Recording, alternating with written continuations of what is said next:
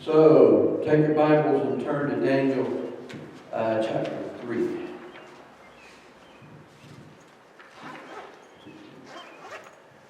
Daniel chapter 3.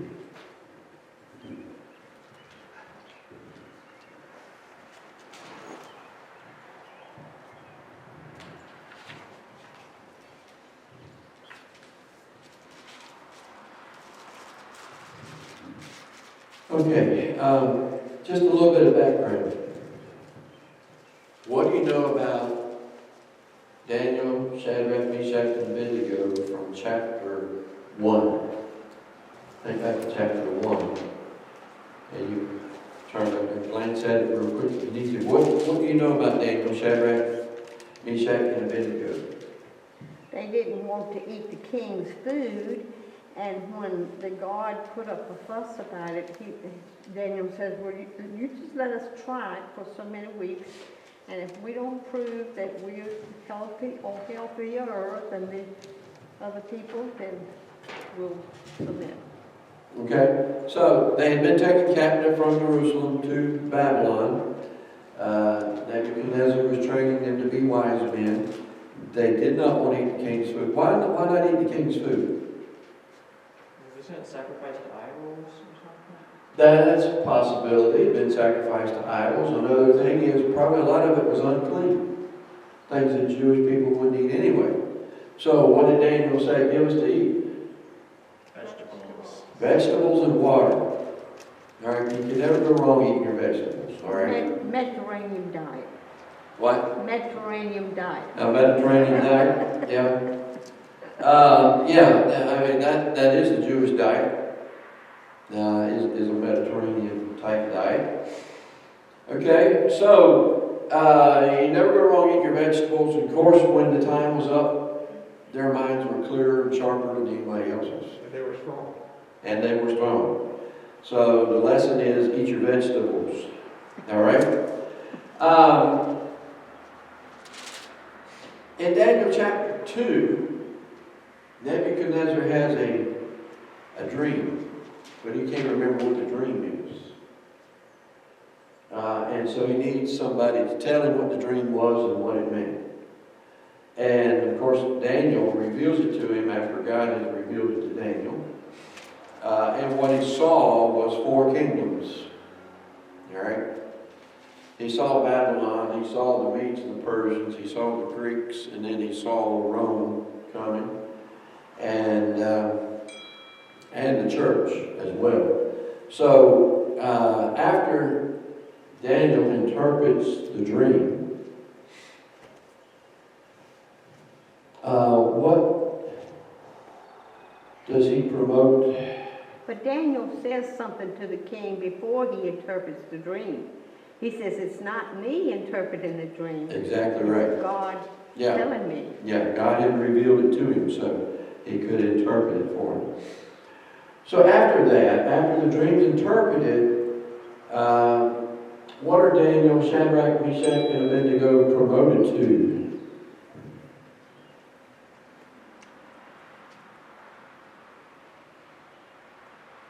Well, Daniel was higher than the others. They were his advisors. Okay, so in chapter 2, verse 48 and 49, Daniel was made prefect over all the wise men of Babylon. All right, so he's pretty high up in the kingdom then. Shadrach, Meshach, and Abednego were appointed as administrators over the province of Babylon.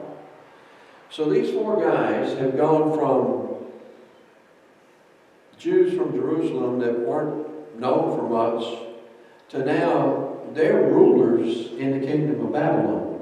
All right, that's important to remember. All right, as we get into chapter 3.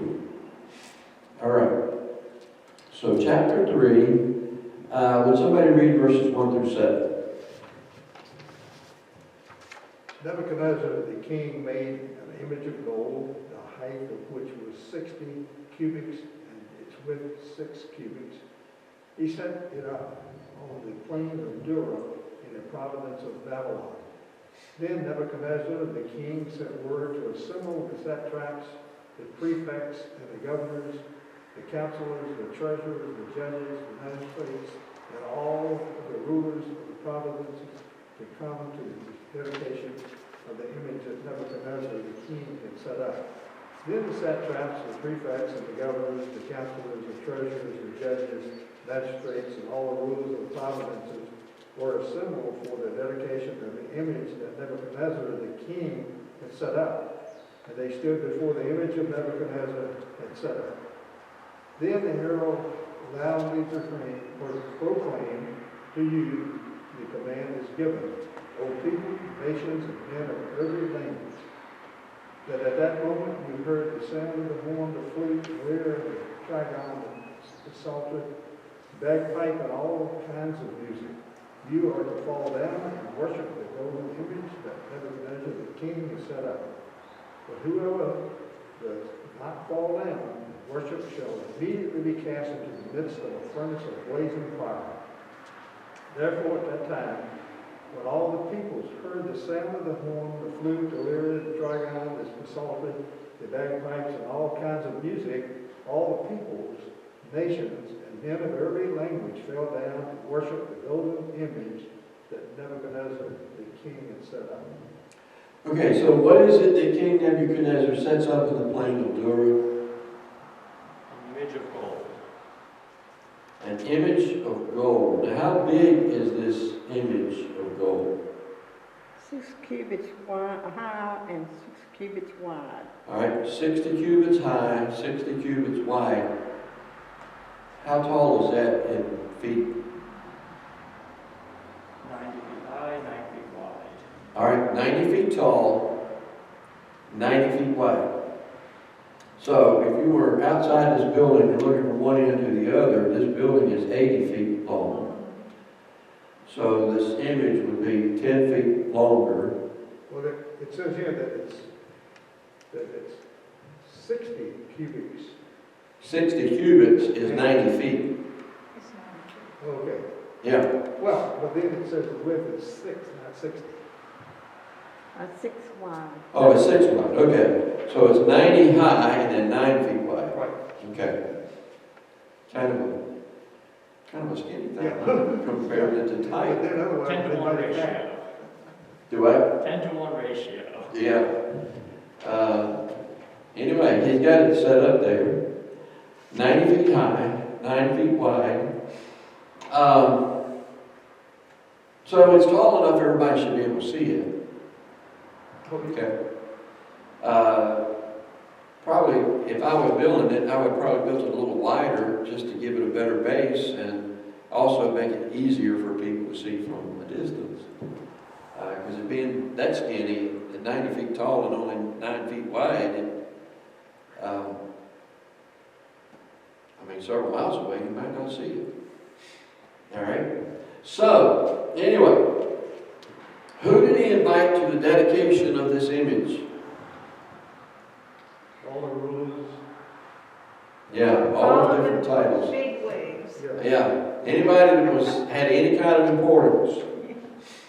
So does that mean that Daniel, Shadrach, Meshach, and Abednego should be there? Yes. Kind of think so, but apparently here, Daniel wasn't present. And we'll find out later, that why we think he probably wasn't present. But Shadrach, Meshach, and Abednego, they were there. They were there. All right. So what was decreed to be done at the sound of all kinds of different musical instruments? They would fall down and worship it. Fall down and worship this idol. Okay, and what's the penalty for disobedience? Thrown in the fire. Thrown in the fiery furnace. All right. Somebody please read verses 8 through 18. At this time, some astrologers came forward and denounced the Jews. They said to King Nebuchadnezzar, "O king, live forever.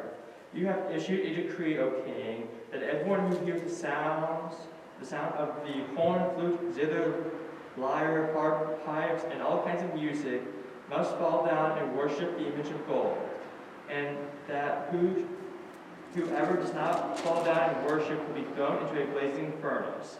But there are some Jews whom you have set over the affairs of the province of Babylon, Shadrach, Meshach, and Abednego, who pay no attention to you, O king. They neither serve your gods nor worship the image of gold you have set up. Furious with rage, Nebuchadnezzar summoned Shadrach, Meshach, and Abednego. So these men were brought before the king, and Nebuchadnezzar said to them, Is it true, Shadrach, Meshach, and Abednego, that you do not serve my gods or worship the image of gold I have set up? Now, when you hear the sound of the horn, flute, zither, lyre, harp, pipes, and all kinds of music, if you are ready to fall down and worship the image I made, very good. But if you do not worship it, you will be thrown immediately into a blazing furnace. Then what God will be able to rescue you from my hand? Shadrach, Meshach, and Abednego replied to the king, O Nebuchadnezzar, we do not need to defend ourselves before you in this matter. If we are thrown into the blazing furnace, the God we serve is able to save us from it, and he will rescue us from your hand, O king. But even if he does not, we want you to know, O king, that we will not serve your gods or worship the image of gold you have set up. All right. So, who did the certain Chaldeans, or as the NIV has astrologers, accused of not obeying the king's decree? Shadrach, Meshach, and Abednego. Shadrach, Meshach, and Abednego. Now, notice whose name is absent. Daniel's name is absent. But remember, his important position in the kingdom, he may be away on business and not present at this time. At least that's the general thought most commentators have, that he was away somewhere when this took place. All right? So, Shadrach, Meshach, and Abednego are accused of not bowing down to worship the idol. What's Nebuchadnezzar's reaction? Well, I think he called them forward to question them personally rather than believing these other guys, because he really didn't want to do this. But because he had given a command, he couldn't go back on his command. And that's the thing. When you make a decree, when you make any statement, it's hard to take it back, isn't it? Especially if you're the king. Yeah. But you know, once you've said something, it's sort of like trying to take it back, sort of like putting toothpaste back in the tube. It's very difficult to make it happen. So he said this. Now it does say in verse 13 he was in a rage and anger. Mm-hmm. All right. I mean, he is the king. When he gives an order, he expects everybody to obey it, not thinking about what he's necessarily said needs to be done. But he does, and you got a good point. He calls them in personally to question them. He doesn't just take the words of the accusers. And so I think that's important. I think nowadays, especially, we need to understand that when somebody's accused, we don't need to pass judgment yet until either we can talk to them personally and find out, or if there's a fair trial and then the outcome of the trial, then we'll understand. But people make all kinds of accusations, especially nowadays, that aren't necessarily true. And so we have to be very careful. And so Nebuchadnezzar has that, and give him credit for doing that. But now what option does he give them? He gives them another chance. All right, here's your second chance. And that's important too. Everybody deserves a second But he chance. gives the same order. Same order, he doesn't back down off of it. You're right. Just gives them another chance to bow down to worship the idol. And what is their answer? No. We're not going to do it. You know, Nebuchadnezzar says, what God's going to be able to deliver you from my hand in this fiery furnace? Shadrach, Meshach, and Abednego said, our God. And even if he doesn't, we're still not going to bow down and worship your idol. Okay, would somebody read verses 19 through 30?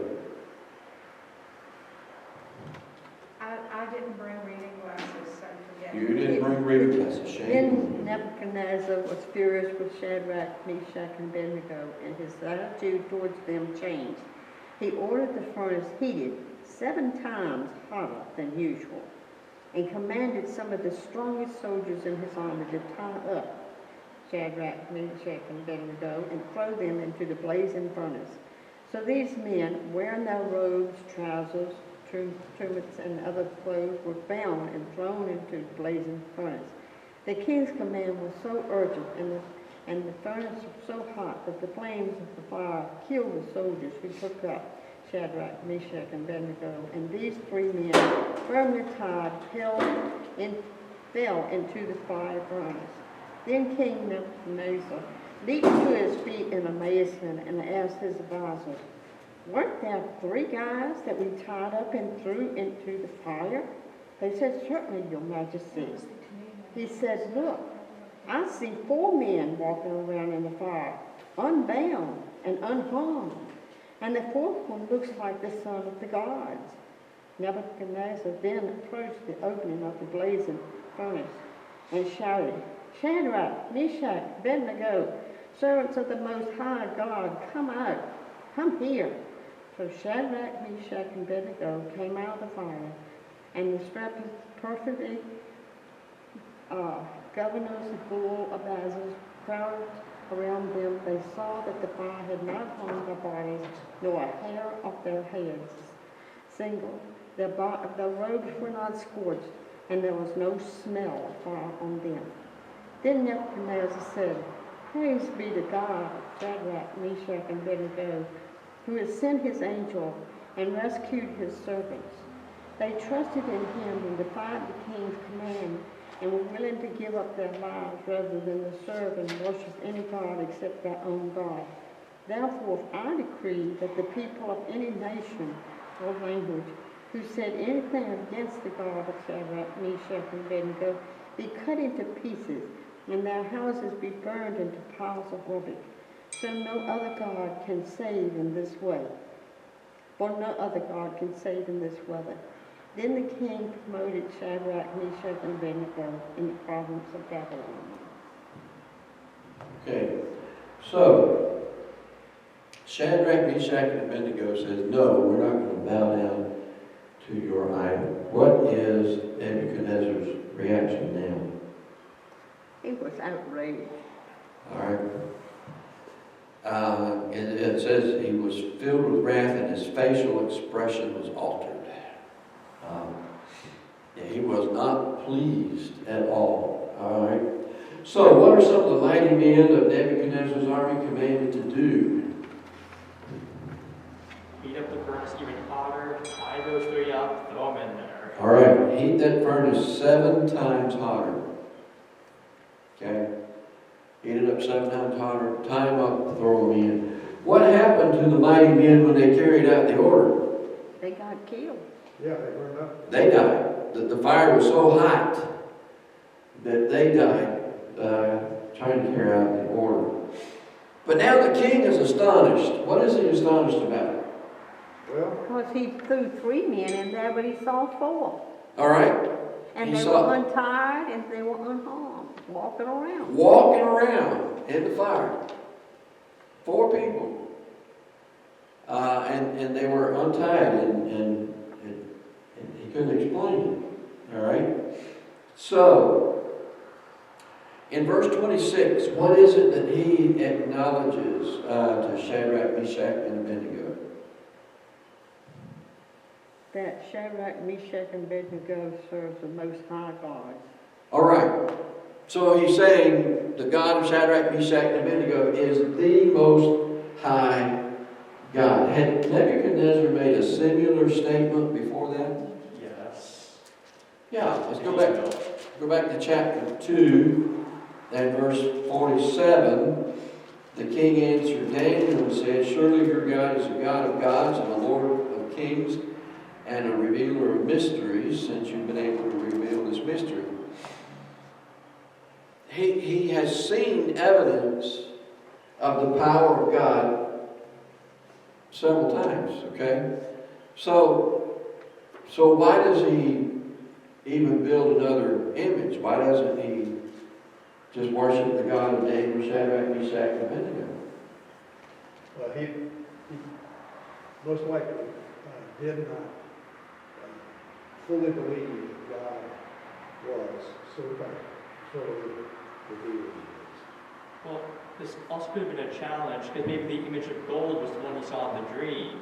Because in the dream, only the head was gold. Maybe the whole thing gold is trying to challenge, saying, my kingdom will last forever. Okay. All right. I hadn't thought about it from that aspect, but you're right. That's part of it. He's trying to say he knows more than God. He's better than God. All right. You got that. You got the other issue is that we have to stop and understand. We don't comprehend this, but in ancient times, and still in that part of the world, there are many gods that are worshipped, not just one. In India, it never failed. In the Bible, you read about high places, and I've always kind of wondered about these high places.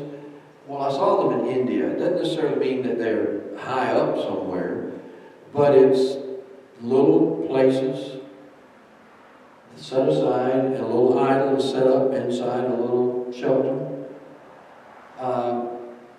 to be worshipped. And people just go to those spots and worship all kinds of gods. In the Hindu mind, there's 33 million gods, all right, that need to be worshipped. I don't know how they worship all those, but they have that in their head. There's that many gods that need to be worshipped. And then when you go in the Hindu temple, they've got worship going on to a number of different gods happening right inside the temple. So it's in that mindset, and go way back. Nebuchadnezzar would have been in that mindset. There's lots of gods, not just one. And Daniel, Shadrach, Meshach, and Abednego are trying to get across to him, there's only one that need to be served. All right. So, what's so unusual about Shadrach, Meshach, and Abednego when they come out of the furnace? Those things, hair, trousers, was not damaged. They didn't even smell of fire. Okay? And that is amazing, isn't it? You know, when you burn leaves in the fall, Get all over you. you know, after you get finished, you got to go in and take a shower, right? Get those clothes off, because all that smell is in your clothes and on your skin and in your hair, everywhere you are. So, and if you get too close to leaves burning, what happens to the hair on your arm? It's sort of singeing, right? And so here they are in this real hot furnace,